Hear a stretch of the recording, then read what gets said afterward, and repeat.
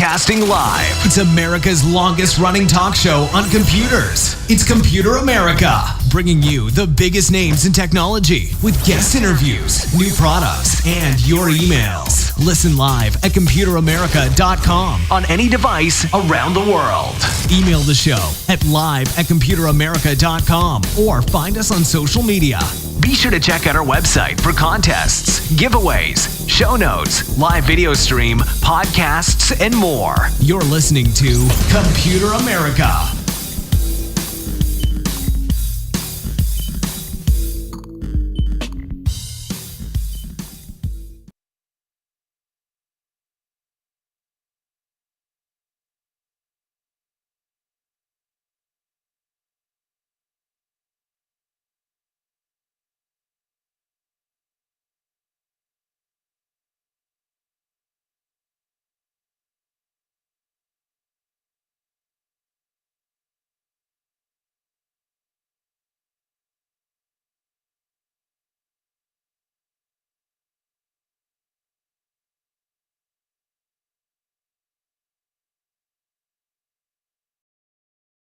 I am doing well, and I just realized that, I gotta do the opener. So everyone, just sit tight. Nathan, sit tight.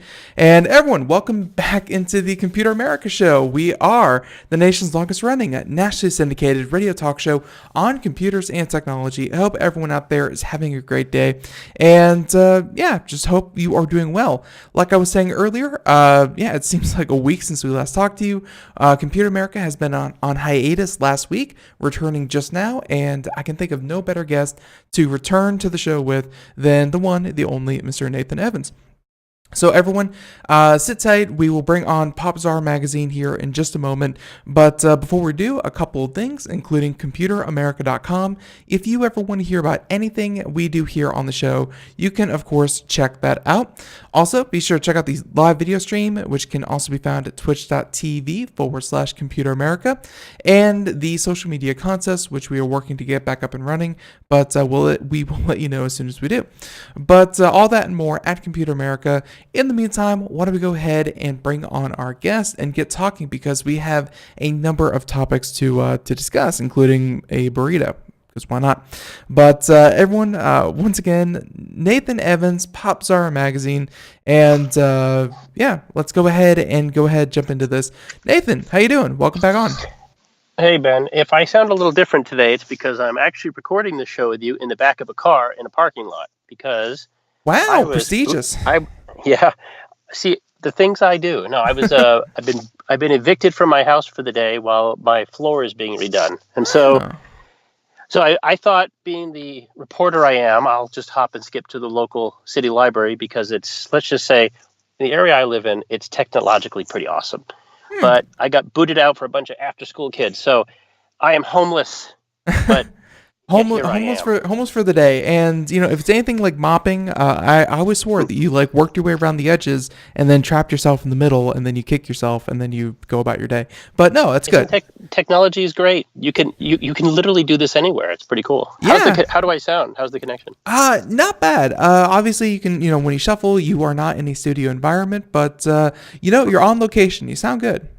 On location. The storm is coming. No. No. You sound good. And hopefully, I don't know if you have your notes, but either way, we love you for your personality and your brain. So those are also portable, as well as your microphone. So let's go ahead and get things kicked off here. Actually, before we do even our first story, talk about real quick. We have a synopsis of Popzara. You guys are not new to the Computer America Show, but if anyone out there has never heard of Popzara, what can they find over at popzara.com? Well, it's a good thing you asked. They can find a whole lot of sunshine and happiness. No, it's been a pretty good month for technology. I know if you go there right now, there's a new podcast where we talk about video game sales, our NPD things. There's a podcast about your favorite things, the GeForce RTX video cards, a lot of new game stuff. I kind of wish that I had our review for Red Dead Redemption 2 coming out. You're going to have to wait till the end of the week for that, plus a podcast. So a lot of cool stuff, a lot of movie stuff, a lot of Blu-ray stuff, a lot of tech stuff. did I say it's sunshine and rainbows? It's pretty sunshiny. Yeah, you guys certainly have a good variety, and it's a shame that you weren't able to get your review out before you were able to get your hands on the game. But hey, we all can't be other unnamed publications. I was going to say not everyone can be IGN and review games before they play them. Yeah. By the way, that is a zing. They deserve it. Yeah, it's and it's so weird. There was a big discussion I was reading earlier on a certain website, and it's kind of reaching ahead because it's actually we can open up with this being our topic about gaming reviews. And you mentioned Red Dead Redemption 2. I've been watching some of it. I'm not going to review it myself. Have you played it at all? No. I've just been watching live streams of it. Kind of catching pieces here and there of what other people are doing, and regardless of and like you said, you have your review coming out here soon. I can't speak to the quality, but I think it's the idea of game reviews, and it's like many. Obviously, in advertising for Red Dead Redemption, they're going to highlight the 10 out of 10s, the 5 out of 5s, 2 thumbs up, 5 stars. Yes. They're going to highlight those, and then when a game is a solid 7 or something like that, the fervent fan base who's super excited before the game even reaches their hands, they get really angry at the moderate reviews, because not everyone is pushing the idea that this is going to be the best game ever, which is what the customer base wants. So, you're managing editor of Popzara. Talk about managing your people, and just the idea that a review, it needs clicks. Obviously, a lot of these places are business, but at the same time, it's just talk about objectivity, I guess. Oh, sure. So you want my opinion about objectivity. By the way, just so we can give our listeners an update, since I'm in the backseat of the car, I just connected. I have a Windows 10 convertible, and so I'm using it as a tablet, which is the most unwieldy tablet. So I'm actually pretty damn comfortable in the backseat. I'm going to live here. I'm not going back to the office. You said a Windows. You're not going back. You said a Windows 10 convertible, and I was like, that's. I thought, hey, that's pretty crazy. That Windows makes a car. I didn't even know that, but I'm sure you need a laptop. If Tesla and Apple can make cars, why not Windows? There you go. So, but anyway, so I've actually kind of got a reputation in the industry for being a kind of a stickler for video game reviews. People who know me know I used to do it professionally a long time ago. So, well, here's what it comes down to. It comes down to the fact that video game reviews don't matter. And this is the sad truth, is that they don't really matter. What they do matter is in the aggregate, when you have like Metacritic, because they can help define the paycheck for the developers. It's often written into contracts. But for as far as the fans go, they don't work. In fact, one of the reasons you see Twitch and you see game streaming just take off like a buzzard, it's because those do matter. People are more like cigarettes. People are more likely to play video games if their friends play it, and of course that has a lot of dimensions to it. For example, if most of your friends have PlayStation, you'll probably have a PlayStation. Same with Xbox. Same with PC. And so what happens is that there's a lot of variables that go into determining it, but the video game review itself only matters if it's positive. So if you're on the fence of buying a game and you don't know, if the review says this is the greatest thing ever, that might be the tipping point. But there's really no evidence that it works the other way around. It's just that I want this. I'm just waiting for someone to push me over the edge. And so, but when it comes to fairness, though, and I don't mean to beat up on IGN, I don't mean to beat up on GameStop, but they're not really editorial in the way journalism is. They're more in service to publishers and advertisers.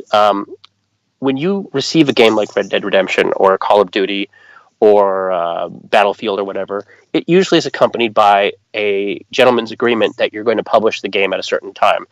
In some cases, it's explicit. There's an embargo. And part of that is because someone else has the exclusive. So if you're if you're EA Sports or Activision and you have a budget to advertise, the best way to maximize your advertising is to make sure that it's where most people see it.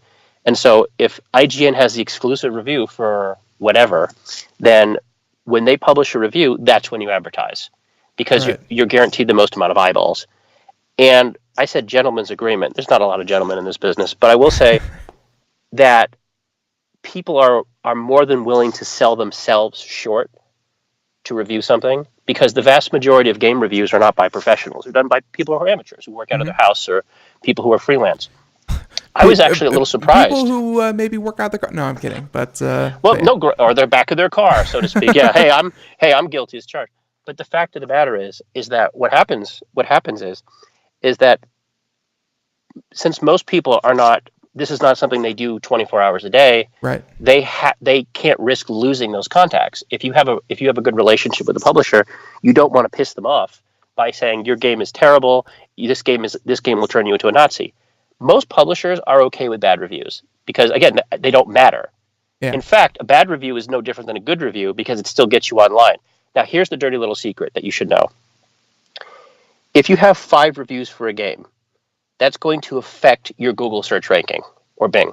If you have 100 reviews for a game, that's going to affect your search ranking even more so. So sometimes it's just about getting the content on the site, getting the content online. Then it is, oh my God, you gave my game a bad review. I hate you. It doesn't really matter. And I mean, I think where it breaks down is, and you have seen it, I've seen it. I'm hoping it dies down as people kind of get older. But the idea that people put themselves in these camps that it used to be the console versus the PC war. That's no longer a thing. Not so much anymore. Now it's, my game is better than your game. This game's great. And I think it's what you said that, positive reviews matter.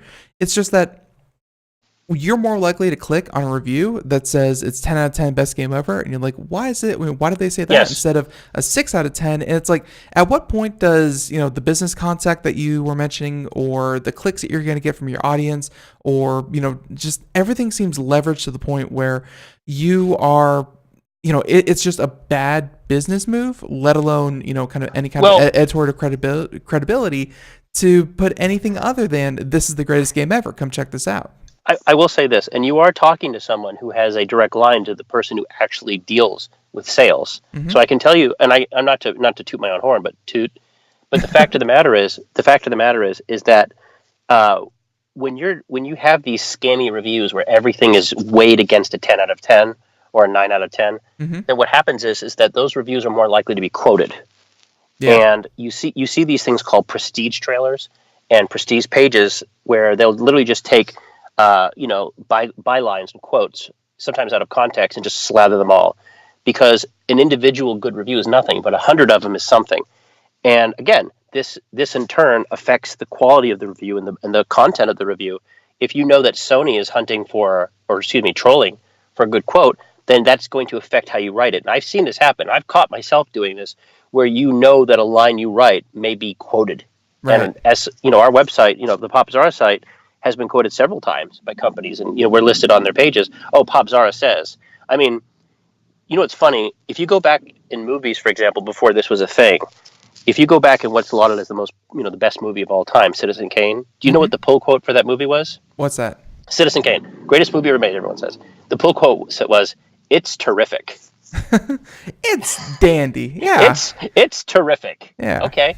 But the fact is when you get a game like Red Dead Redemption, it really becomes a double-edged sword, because Rockstar is a company that has a almost unparalleled success record.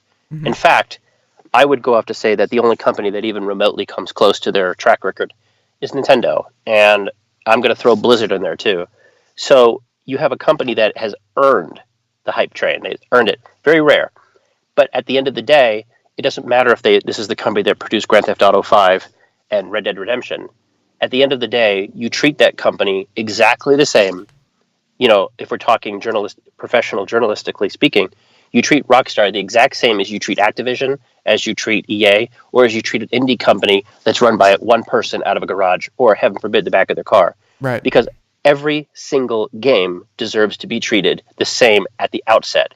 This is an egalitarian business, it's supposed to be, where you don't know if you like something. You don't know if you hate something. You don't know if you want to play more, want to play less, until you play it. Simple fact. And that's hard for people. That is very hard, because a lot of people get into this business to play quote unquote free games. And again, in turn, they become afraid of losing those contacts. So they'll push it. They'll err on the side of caution upwards, especially with a game like Red Dead. And so it becomes weighed. And it becomes the highest, just last year, I'll finish off by this. Last year I saw something I've never seen. I saw not one but two games get this orgasmic treatment, both on Nintendo platform: The Legend of Zelda: Breath of the Wild and Super Mario Odyssey. If you go back and read the headlines, it made me uncomfortable because it's setting it up. The expectations are set too high. Now, truth be told, both games were phenomenal. Both games deserved almost all the praise. Both games helped the Switch sell record numbers. But it still makes me uncomfortable when you're exactly right, when you know these reviews are being written for that type of clickbait. Right. And that's sad. And it does erode credibility. And again, I can't even blame the companies. I can't even blame the papers that are doing it, because some of the reviews, and this was part of the conversation I read. There was one that last year gave Breath of the Wild a 7 out of 10, and that I know what you're talking about. Yeah, and that was in a sea of 10 out of 10s and Game of the Year and blah blah blah. And do you know why they did that? But do you know why they gave it a 7 out of 10? Why is that? Has nothing to do with the quality of the game. That becomes what's called the inverse. That has become I don't want to say the word troll, but this is a phenomenon that happens all the time in movies as well. Movies are a little more balanced. Movie reviews, there is some evidence that they do help on the margins. But what happens is that the person who gives a game a 7 out of a 10, even if it deserves it, understands that he has a power. It's mostly a he, has a power that they'll never have at any other time. The timing is right. They can give a game that everybody else has given a 10 out of a 10 or an A out of a F, and they can become the outlier. They can become the one. Are you going to read 20 reviews that give the game 10, or are you going to be drawn to that one review that didn't agree? And therefore, it becomes axiomatic. Very famous example of this would be in Rotten Tomatoes with the movie Toy Story 3, 8 years ago. Right. Toy Story 3 was the highest rated movie of all time in Rotten Tomatoes, of all time, not even close. Had 100% with 300 reviews. And the ratio is impossible to think about. And so there's a very famous movie critic. His name is Armin White, a.k.a. Roger Ebert used to call him the Internet Troll. And he gave the movie a bad review, and he broke the 100%. He did that. You see what I mean? Someone was going to do it, but it was Armin that did it. It's always Armin that does it. So he knows this. Yeah. So you're saying that even to the other extreme, where if someone just breaks the trend, even though if the trend is deserved, someone's still going to put a review out there just to also attract. Yes. Yeah. Well, that's what happens. That's when the reviewer is reviewing the review. Like they become conscious that everyone else likes it, and that in turn that activates the pessimism inside, and therefore I don't think this game's as great as everyone else is saying, so I'm going to weigh it more severely. You see, it works both ways. If everyone wants to be on the crowd, everyone wants to be the one. Look, right. I remember I was part of the first group that ever did this. I was part of a group that reviewed Legend of Zelda: Ocarina of Time in 1998. I won't say for who, but I remember I bet the will was strong. It was for a magazine. It was for a magazine, and I'll say this: the pressure at the time to call it the greatest game ever made, and you felt like it because you don't want to be left out. You want to be part of that.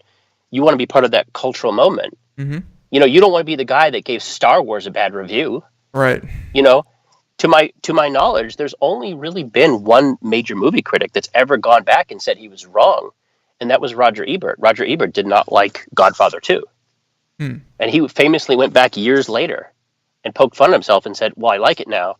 And I remember in 2004 when that same Roger Ebert reviewed Shrek 2, he made fun of himself. He's like, look, a lot of people are going to think that Shrek 2 is better than the first one. I don't think so, but what do I know? I'm the guy that didn't like Godfather 2. And so, because he didn't care. He didn't really care. He just reevaluated it. Because you become in that moment where you're stuck between reviewing the culture and reviewing the product. And I won't say his name, but he's been on your show before, and he reviews games for Popzara, and he's, first name rhymes with Maury. We've had this discussion many times about, do you weigh a game based on its hype, or do you let that go? And I'll tell you this, in all cases, if you ask me, every single game that you get as a critic should start at 0. Everything, every little thing. That includes iPhone games. That includes everything, because you simply don't know. And the stuff that you think you know is actually someone else's received opinion. And that sort of thing can start the hype train rolling. If IGN says it's great a week before Popzara, then you're going to go into this thinking it's great. Right. But you don't know the variables. You don't know the person who reviewed it. You don't know if they're getting paid to do it. And in some cases, and I say this with all realism, you don't even know if they played the game. And here's a dirty little secret about game reviews. A lot of game reviews you play are not written by the people who played the game. This is very common. This is very, very common. It's a dirty secret. That's very comforting, because we've been thinking about doing game reviews on Computer America, but I just don't play all that many games. But it's true. I guess I could do it. But no, I like the few games that we have reviewed on the show, I have actually played myself. But you also have to realize that, even if you do this as a full-time job, which you mentioned, not a lot of people do this as a full-time job. They just don't have the physical time in a day to really explore all the features. And just real quick, Nathan, and all the features. And I'm referring specifically back to Red Dead Redemption 2, where that game is supposedly a couple hundreds of hours. Well, you say features though, but the problem about a review is that a review is not a Wikipedia entry. We're not writing an instruction manual. Right. We're writing a totalitarian feeling of not just how I felt about it, but to explain the game critically. And this is a really hard lesson. Here's the most important thing. If you're going to review games, here's what you can't go wrong. It doesn't matter if you like it or not. It doesn't matter if you hate it or not. That's not what you're doing. Like, you're not there to say, I like this game, it's a good game. Mm-hmm. The game could be crap. It could be garbage. And you can still love it. The game could be laudatory and you could hate it. You're giving an opinion, but to be critical is like anything else. You have to use deductive reasoning. You have to use logic. And you have to say, well, just because the game has great graphics and sound and control and everything doesn't mean it's good. And something could be recklessly bad. Let me give you a good example. I'll give you a great example. One more example, and then we're going to switch topics because we're like 20 minutes into this. Go ahead. Yeah, here it is. PlayerUnknown Battlegrounds is a bad game. Yeah. It's not well made. It is a glitch fest. But you know what? People love it. Because of all the bad stuff it does horribly, it does one thing really well. And it does that one thing so well, it caused a ripple effect through the industry that has taken over the industry to the point where even Call of Duty is mimicking it. And you have games that are wonderful, laudatory, have big budgets, have great sound effects, great gameplay, and are garbage and people don't like them. And, every year there's at least 2 or 3 games like that come out. It doesn't matter. What matters is how you feel about it at the time and what you think about it. And again, whether you like it or not, you have to see past it. Whether you hate it or not, you have to see past it. I don't particularly like Madden football, but I know it's a good game, and it's not for me. Right. And so sometimes it's like that. You just have to know. You have to know your place inside the game, and if you do that, then people who even disagree with you will appreciate your opinion. And that's what's important. It's your reputation. Nope. Because you only got it once. So. Yep, there you go. Nope, very, very well said. And everyone, if you are considering taking Red Dead Redemption, reviews are just, at this point, reviews are only one part of, for me, if I consider getting a game or not. Live streams, like we mentioned way at the beginning, they also help if you just want to see it being played by someone. Because the people playing it, they're very honest very immediately. Can I give you one sentence mini review of it as someone who's played it for about a couple hours? I'm not going to reveal anything. Red Dead Redemption, unlike any game I've played in at least 6-7 years, is a game that from the moment you turn it on, you can see the budget. and you can see the budget in a way that's very, very, very clear. And that is something I can't say about a lot of games. So you see the effort put in to make sure that it is finished, it is a polished game. You can, regardless if I end up liking the game or not, I'm not a big Red Dead Redemption fan like some people are, although I do like it. I got to tell you, it is. Again, I'm not reviewing the game, and I haven't played enough to give a full review. But as someone who's spent a couple hours in the universe, I think there's a sense of spectacle that's missing from a lot of games. Yeah, and I can't. I don't really want to say more than that right now because I don't want to give an ill-informed opinion. Everyone, if you want to later in the week, check out popzara.com. I'm sure the full review will be up. Which one of your do you have multiple people working on this? Corey's going to do it, but we are going to try for a podcast as well because I do think that there's a culture associated with Red Dead Redemption. Besides that, we get to talk about cowboys and westerns, and we never get to do that. Very, very true. So there you have it. And with that, we're going to go ahead, try to swap over topics before we hit the break. And let's see, we have a number of topics here. Let's see, I'm trying to remember which ones you had in particular. And I'm going to go ahead and talk about, all right, this one, honestly, personally, you're going to have to lead me by the hand here, because I'm not too familiar with Gab. Maybe I just wasn't in the right circles, but Gab, and this is something that has been happening to a number of different, content creators, websites, that kind of thing. Not going to get into really the reason why, but the idea. Well, that's not as important as why. What the content is not as important as what happened. How's that? Right. So, and that's what we're going to get into, where Gab loses their hosting provider following the Pittsburgh mass shooting. Everyone who has not been paying attention, there was a shooting in Pittsburgh synagogue, and very, very anti-Semitic, and it was a horrible, horrible tragedy. Sure. And now this is some of the fallout where certain communities. Yeah. Go ahead. Okay, this makes me mad. I do not use Gab. I do not like Gab. I do not like the content on Gab. But I also don't like Twitter. I don't like Facebook. I occasionally dip my toes only because it's easy. Mm-hmm. Gab has been set up as a free speech version of Twitter. It's a decentralized one. It uses all that because it's really hard for Twitter users who are conservative have long complained that the platform is prejudiced against them, right? And it knocks them off. And there is evidence for that. There's a lot of evidence for this, and I'm not going to relitigate it. That being said, Twitter's a privately owned company. They can do what they want. However, I'll just say this. Networks like Twitter and social media like Twitter and Facebook have increasingly become advertising modules, Ben, who accept money for political ads. And I believe at some point they probably crossed the line when it comes to FCC regulations, because FCC controls a lot of stuff, right? Right. For example, if you're an actor on TV and you're running for office, then during the election cycle, you cannot be on a TV show. Things like that. There's lots of things. So, and there's some evidence that Twitter and Facebook are manipulating algorithms to advantage certain candidates and everything. I don't want to get into it, but there's some evidence for that. And Gab was designed to give people on the alternative right, people who are, I don't want to say conservative, but people who are not liberal, alternative. Again, it's not something I want to do. I can barely stand those people. I don't want to go and chat with them all day. I'm sorry. Right. That being said, though, from what I've seen, the content on Gab is no worse or better than anything I see on Twitter.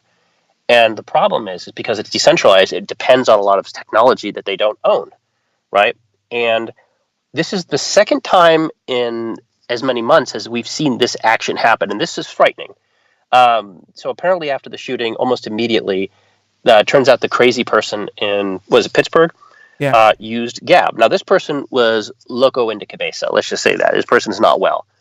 And so immediately after the shooting, Gab was demonetized. It was a lot of its partners, which include PayPal, Medium, of course, API suppliers like Joynet, and of course GoDaddy as a thing, have all colluded. Like, that's not a coincidence. And by the way, a lot of those services that you just named, I mean, obviously PayPal, GoDaddy, what have you, they appeal to a mass audience. Like, we here at the show use some of that, and millions of people every day use it too. I mean, I use it too. But the problem is that the direction that all of these same companies have taken, like with Alex Jones, another nitwit I don't care about. But when he was demonetized, when he was taken off, he was done it like within 10 hours, and all the companies did it at once. That's not a coincidence. That is a frightening prospect, that these companies have such control over this stuff, where they claim, they violate your user license. Well, how can every single company on the exact same day, like clockwork, all do research, all do investigations, all do this stuff, and all determine at the same time? It's because they're not doing any of that. They're doing what these tech companies always do. They're overreacting to a situation. They're weighing it out of proportion. You know what happened today? Someone was killed on Instagram today. They filmed it on Instagram. Do we demonetize Instagram for providing a platform? I mean, we've talked about this on this show. Over the last 2 years, there have been hundreds of cases of people being kidnapped, of tortured, of molested, of their rights being violated on Facebook Live. We've talked about this. There was a very famous case where some kids from Chicago kidnapped a mentally challenged person and tortured him on Facebook Live. And they got away with it. I remember that. Do we demonetize Facebook because somebody abused the platform? So Nathan, before we go any crazy. further, there's music playing in the background. Means that we are going to come back to this, and when we come back, we'll talk about what you think the appropriate response should have been. But everyone, Sure. We'll be right back. More Popzara, more Computer America. We'll be right back. Everyone, stay tuned. Hey.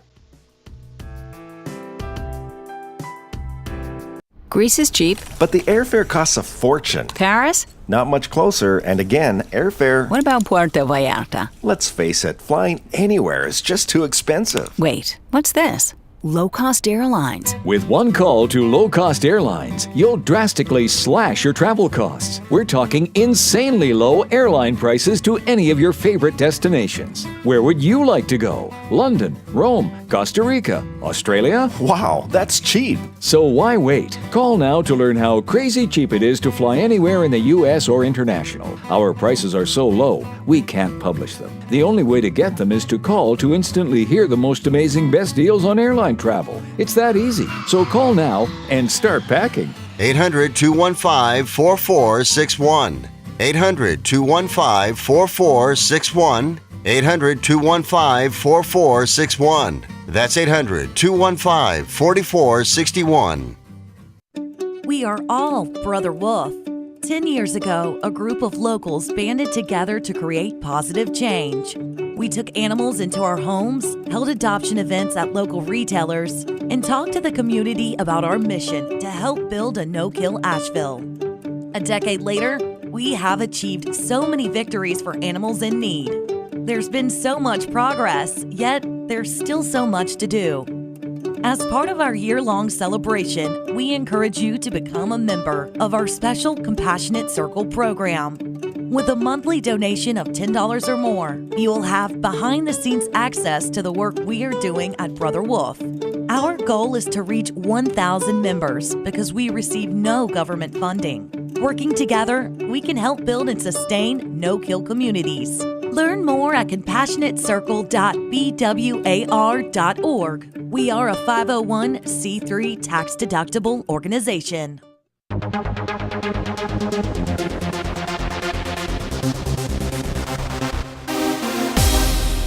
And welcome back to the Computer America Show. It is 32 minutes past the hour as we continue on here. And everyone, if you're just joining us, if you missed any part of today's program, feel free to check out wherever podcasts are heard. And hey, you can, of course, check out the show in its entirety rebroadcast. If you didn't catch it live here on the IRN network, you can, of course, check us out at your convenience. But I was about to say, hey, and check us out on Google Plus as a joke, but that's not funny. So everyone, we don't make fun of the dead.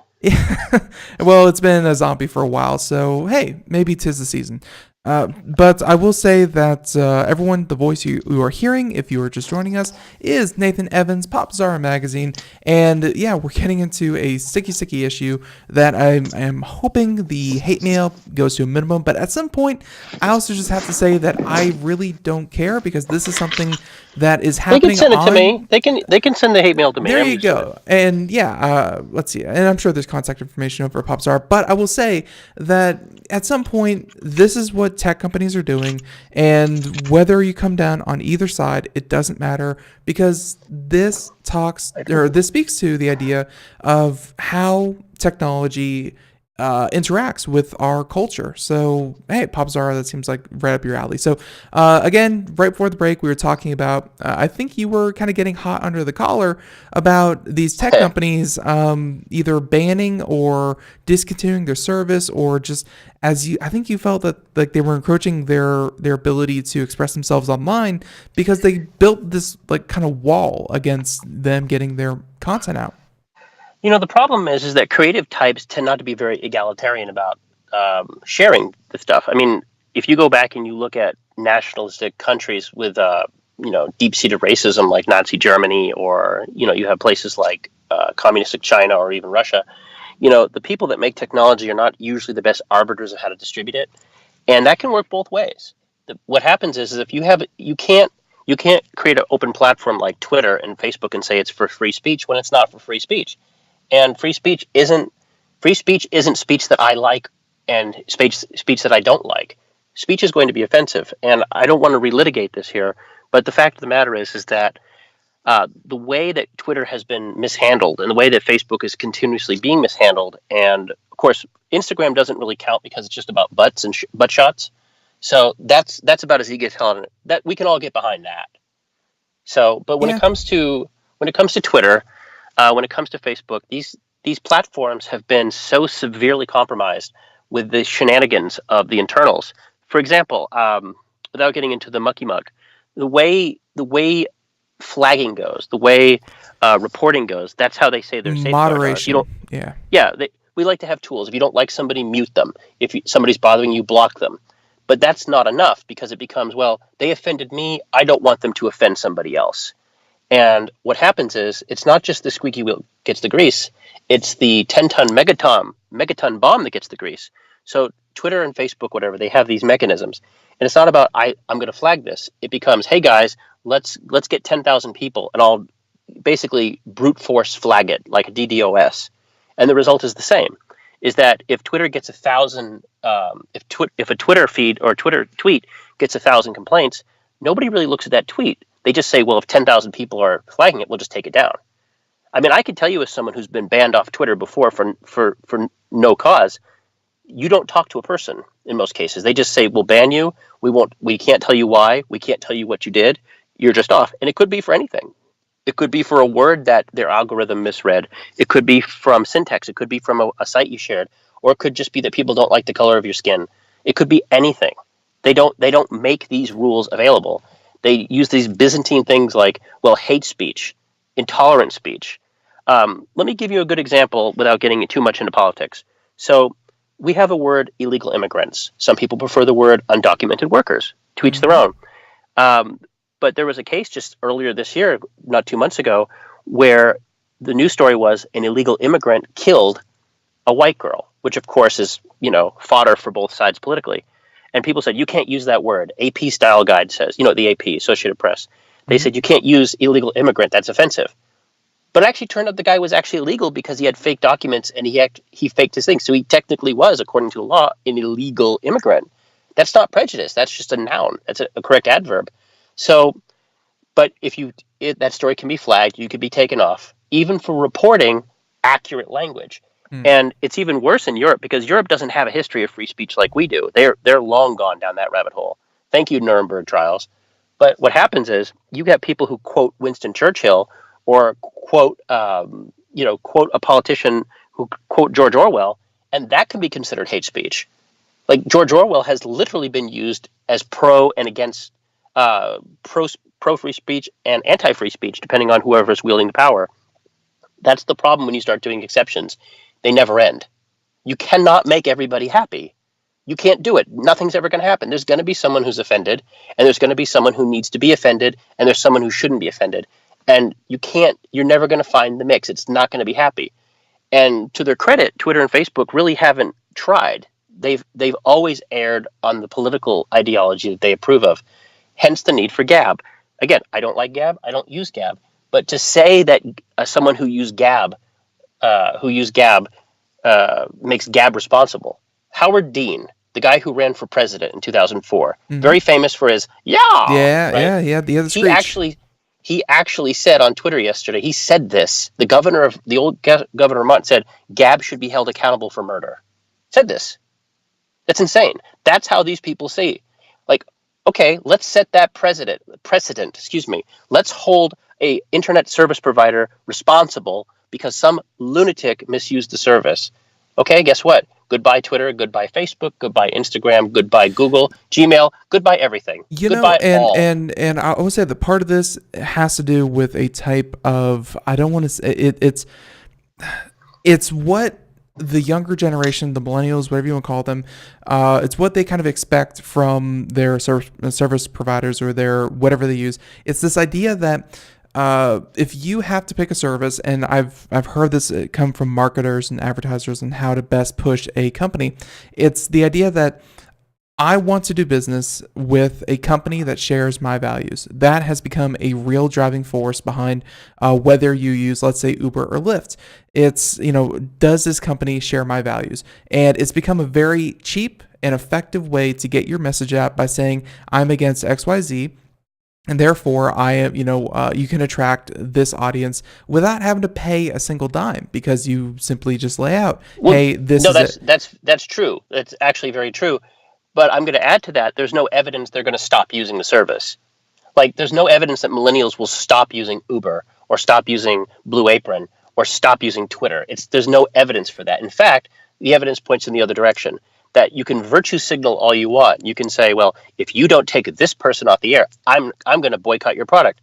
You never boycott anything. You never quit anything. The only thing you want to quit something, quit talking. Quit harassing people.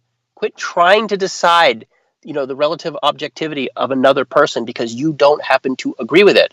And my point on that, my ultimate point on that, Ben, is that it's AstroTurf. Just because you have 10,000 people signing a petition doesn't mean there's 10,000 people against it. It's just you have this very dedicated 10,000 group of activists who are against everything they're told to be against. What are they against today? They're against this person. Okay, they're being used as a weapon. Let's get this person off the air. Let's get this person off Twitter. Let's complain about this. There's no connection. There's no reality. So my ultimate point on this, and then we're going to switch topics. Yes, I'm stealing the last word from you, is that one, I don't feel that the content of a lot of these open forums that we have should be associated with their back-end providers. So such as a website, is just hosting conversation. Let's say GoDaddy or one of the other providers that I think shut them down last year should be immediately responsible for the content monitoring of these sites. That should happen either organically or whatever. Well, it's been decided it's unconstitutional. I mean, this is what happened with news groups back in the 1990s. It was litigated. They're not responsible for this. They're not providers. They're providers of a platform. But I wish I had the Supreme Court case for you.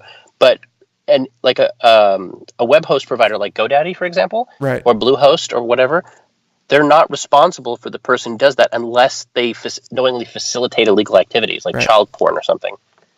So, but there's that, and then there's also, which is just my personal beliefs, which is, we can raise the floor of a conversation. We don't have to just let everyone have carte blanche, but that's obviously going to get into censorship, and that's obviously going to get into a whole nother thing.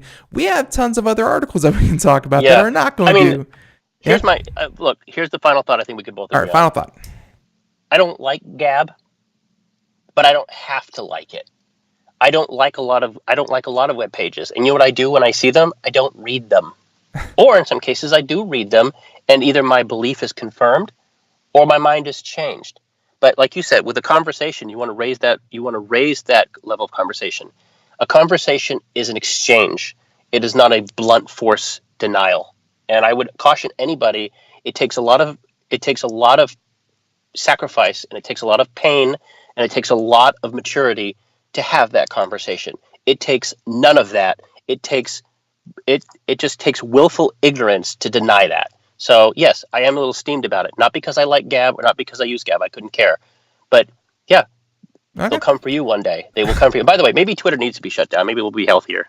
And ban Twitter. There's a huge conversation happening right now about the health and viability of social media in general, not just Gab, not just Facebook, not just Twitter. That is a conversation I would love to have with you at some time. That could be its own entire show. But with that being said, I did want to jump topics, and I apologize. Sure. Let's switch topics to something fun. Yeah, something fun, and I'll leave it to you. I'll pick a couple here, and then we'll talk about them. The first one, the Red Hydrogen 1 phone. I don't know if you've been kind of keeping an eye on that. I wanted your idea of another $1,300 phone trying to make its way into the market, or we can talk about... What is it called? Red Hydrogen? Yeah, the Red Hydrogen 1 phone. There's that one, and then, or we can talk about something a little bit more fluffy, airy, Monday, have fun. We can talk about burritos and Biebers and how, and the I will just say this. I got to say this. Thank you for telling me. No, I didn't even know this phone existed. It's not by the OnePlus company, is it? No. It's by the Red company who makes the cinema cameras that are usually like $80,000 to $100,000. Here's the byline from The Verge. They reviewed it. It said Red Hydrogen 1 review. Red, dead, no redemption. Yeah. So that's clever. Another phone named One. How original. So with that topic, in my ear, that means that you probably can't speak too in depth about it. But everyone, the Red Hydrogen 1 phone is coming out November 2nd. But it sounds like it's what's its distinguishing feature? What does it do? Like what's its gimmick besides it's just called One? It's manufactured by Red, and Red makes the best movie cameras on the market, for making Hollywood blockbusters. So they proposed that they were going to make a phone that was going to have the best cameras and the best screen and video. Like even its screen was supposed to be a holographic 3D effect screen, but unfortunately the screen seems to be a bit of a miss. The hardware is a bit last year. Yeah. And really it's just kind of like what you see with some of these other startups where, it's a new player into a very crowded field and you have to cut corners somewhere where others already have an established user base and they don't have to cut corners. So well, I'll tell you this. Yeah. I don't know anything about this phone, but let me just tell you, look, since the phone made no effort to be original in its name, I will attempt to try to be original in my analysis just based on what you told me. Mm-hmm. Probably feature some sort of lenticular 3D like the 3DS, a feature that even Nintendo abandoned because it didn't work really. I think it's even different. I think it's even different than that, but it's just not working too well. Yeah, 3D didn't work. It just look the boat is sailed. No. Real quick, I take it back. It is exactly like you were talking about with the Nintendo 3DS. Lenticular? Yeah. Stereoscopic. Okay. Yep. So basically, it was cool for a while, and yes, some games were good at it, but generally speaking, it wasn't worth the effort. So the other thing is that you're right. When you have these companies that all think they can do it better, they usually base around a singular gimmick. Another famous flop was, of course, the Razer phones. The Razer, they tried to have the best screen for Android gaming. People love those Nobody things. bought it. Nobody bought it. And no. I'm sorry. I'm thinking about the Razer, like the old flip phone kind of. No. People love those. No, I'm talking about the Razer gaming phone, the one that just came out last year. They got a new one. It had 120 megahertz refresh rate, like the iPad Pro. Mm-hmm. It was for Android gaming. First of all, there's your problem. Android gaming, sorry, no. But like all things Razer, it was overpriced, it was overbig, and it failed. The Essential phone came out. It was going to have stock Android. It was going to be great from the creator of Android. Failed. The OnePlus phone, just garbage. You had that the modular phones. Nobody wanted it, and they wonder why the iPhones sell well because honestly, the gimmicks are all about emojis. It's a very boring phone, but it's capable. If you're going to join this market, you can't just have a one-trick pony and then charge the premium price for it. That will kill you. Yeah. That will kill your product. I think that's about where the Red Hydrogen 1 is kind of coming in, where it's capable. I mean, everyone loves the battery. It's 4,500 milliamp, which is bigger than any other phone out there. But it's just it's start small. Build a cheap phone. Like get a good reputation first before you. Zero reputation. So there's that one, but anyways, that's gonna come out later this week, and I was looking forward to it. Now I'm looking forward to see what others. Contact the company. Get a review copy. Get a review thing before they go out of business. They've been on the show 2 or 3 times to talk about the development of it. To explain what's going on behind it. And trust me, they had a lot of promises to sell, but yeah. Well, that's another thing. If a company has to promise you something, run. Like. Again, when when you have no reputation and you have to, our phone's gonna, especially when they start using garbage language like we're gonna change the landscape. We're going to innovate in the paradigm of the unorthodox on the unorthodox design spectrum that's been previously unattained in the whatever. First of all, red. That's when you hear about red phones, you associate that with old Verizon and Apple AIDS like awareness phones. Yeah. And the word one is literally the most overused word in technology. Don't you want to be innovative? Use 2 or 3. Don't use 1. 1's done. 1 was overdone in 2013 when the Xbox did it. And then the whatever, like there's so many devices called 1. Like it seems like this phone was designed like 4 years ago, and it took this long to make. They're just sticking with the plan. That is honestly not a lie. That might seriously be why it's sporting a previous generation processor. Is that they ordered the processors? That's what I'm trying to say. It seems like the business model is like at least 5 years old. Yep. And it's based on a lot of business models that didn't work. Yeah. So there's that one. Let's go ahead and swap things over to the burrito. Sure. And so this is something that I think a lot of people out there have been, kind of retweeting and, kind of looking at and just kind of picking on. So if anyone out there did not catch the photo, it's Justin Bieber sitting on a park bench, eating a burrito as if he's never seen a burrito before. He's eating the side of it. As it turns out, it wasn't Justin Bieber. Yeah, so go ahead and talk about this, and what point were they trying to prove? Okay, first of all, I love this story because it proves so much of how I feel. I told you that game reviews don't matter, only if they're positive, because they push you over the edge. Well, the built-in fervor to insult Justin Bieber, give the guy credit. I don't like him very much, don't like his music at all, but he's fixed his life. You don't see him in the news media anymore with negative stories.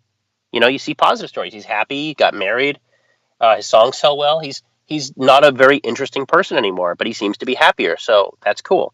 So, like the internet, like all the things on the internet, they're bullies. They got to bully him. Mm-hmm. So what they did is what's the name of the company that does it? Oh, excuse me, I have to look it up. I don't. The one from the fake right here.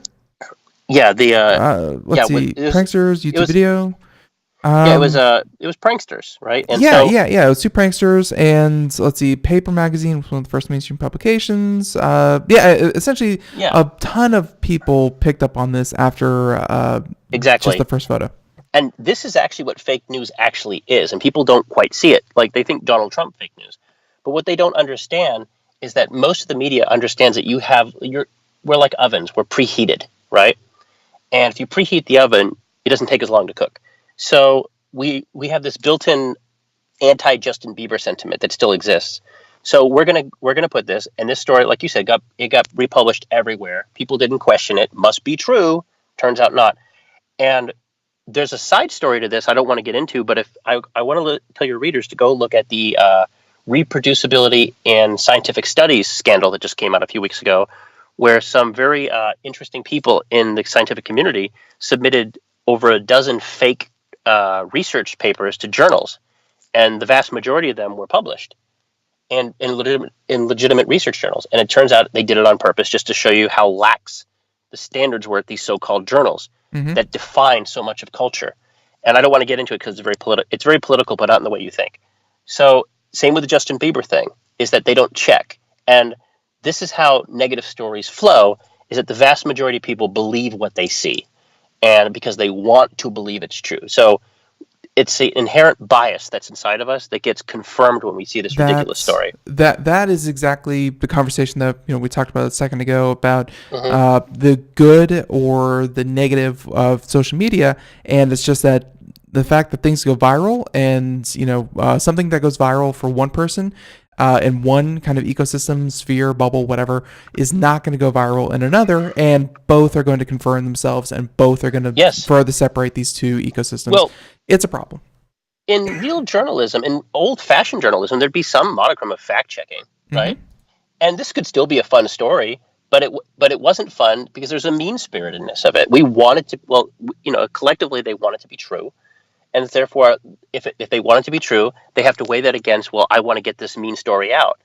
This is erosion of journalistic standards that have come across. And this is why when people say fake news, I don't like that term because I don't think it's news, right? That would elevate nonsense into actual news. It's propaganda.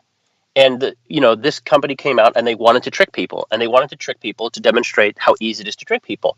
Congratulations, you did it. It ain't hard. Yeah, so I think there's that, and then not even that this is any kind of mainstream media or anything like that, but it really does speak to, and I really do kind of, I'm thinking about you and maybe one other guest talk about this for an entire hour, but this is what social media does, where you see a picture of Justin Bieber, and they know it's going to go viral. They know a lot of people are going to click on it. And just like we were talking about with the game reviews, it's a business. They know what they can serve you and how they can serve it to you, that you're going to click it and you're going to consume their advertising content. And all in all, it's just this way of just driving people to either extreme, because they know the people on the extreme, on the fringes, wherever you land, are going to be more likely to click, share, retweet, and just go down that rabbit hole further and further, which makes them more money. It's I want to scare you for a second. I'm going to say something that's going to sound political, but divorce it from political for a second, okay? A couple of weeks ago, the country was in the grips of this Supreme Court nominee, Brett Kavanaugh, being confirmed. And during the fracas, there was a desire to, believe victims. And there were pranksters that came out and basically created fake documents that said he did such and such. And they were completely BS. But they were reported as factual by NBC and CNN and a lot of places for the exact same reason that this fake Justin Bieber story was reported. It has nothing to do whether it's real or not. They want it to be true. And the fact that they want it to be true outweighed their integrity. It outweighed their journalistic desire to be accurate. Because at that moment in time, it was more important to get clicks at that moment, like that Armin White critic. It's more important that he take this opportunity and hit the summit, because if he waited, someone else will do it. Right. So I'm going to report on fake crap and then apologize for it later. And that used to be something that didn't happen a lot. Papers were very good about doing reprints and saying, retractions. They don't do this so much anymore. Whenever you did a retraction, it would cause your reputation to take a hit. But nowadays, exactly. It does not whatsoever. They don't care. They've made their choice. They've gone down the rabbit hole. It used to be fringe media, maybe CNN, MSNBC, Fox. They don't care if they made a mistake. They'd apologize for it. And if it was really extreme, maybe someone will get fired. Doesn't happen anymore. And again, this is where I said it gets into politics, and don't take it this way. This is a deal that media has seemed to enjoy doing. As media becomes more, segmented, there's less a desire, because I don't care about attracting the whole crowd. I just care about attracting X crowd. Right. So I don't need 3 million people. I just need if you give me 1 million people that are dedicated, that's, I don't need to get the 3 million. Yep. So, again, all this and a lot of stories that we have today are surprisingly linked. If you obviously, kind of scratch it a little bit, but unfortunately it's linked in a way that we don't normally get into here on Computer America. But I will say one more topic. We have like 2-3 minutes. The show has flown on by. Nathan, I want to thank you for putting yourself out there and of course joining us on the show today. The last one I want to talk about has to do with Texas and the e-voting machines, just as kind of like a little PSA. Have you heard about that? I hear about it every election. My question is, I hear it so much. It's an ongoing. It's been going on since at least 2002. So my question is, I haven't heard the recent thing. So tell me. With this one in Texas, what's happening? Anyone out there who's listening to us in Texas, I apologize. Anyone out there listening to us in Texas, what's happening is this is not so much a political move. This is not a nefarious thing. This is poor software design. And the company who designs the software is, unfortunately, they've been a long time, producer of this. They're not changing vendors, but they say it's not a problem. If you click, so there's a feature where you can vote straight ticket, where you can go, down either side, and it fills in the check boxes, kind of ... And if you hit next page, thinking that it's going to instantly populate, it will automatically fill those in with, I don't want to say the default, because that sounds like they have an agenda to push, but it will automatically fill in on kind of like the left side, where it would normally kind of be the first option, A or B.